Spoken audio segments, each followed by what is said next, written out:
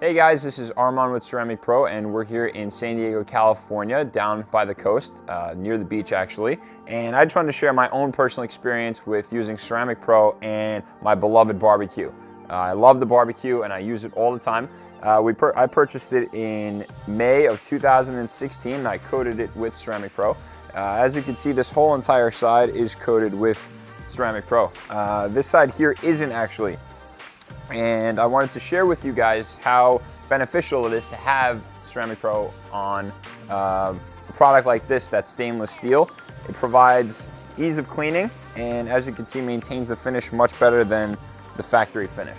So what I'll do for you guys now is I'll do a wipe down test, one with a wet microfiber, and I'll just follow up with a dry, just to show you the difference when cleaning both panels. So what I'm doing here is I'm taking a wet microfiber and a dry microfiber, and I wipe down basically this side of the barbecue that's coated with Ceramic Pro, and you can see how clean and shiny and rust-free the surface is. Makes cleaning your barbecue real easy.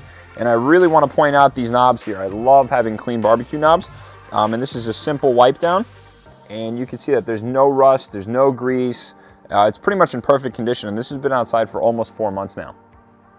What I'm going to do is take you over to this side of the barbecue, and this here is the non-protected side, so this is not coated with Ceramic Pro. I'm going to take the same wet microfiber and attempt to wipe off a lot of this surface dust and this grease and this rust, and as you can see, it's not coming off. I'm going to take a dry microfiber to see if I can get it off, and this is all etched into the surface.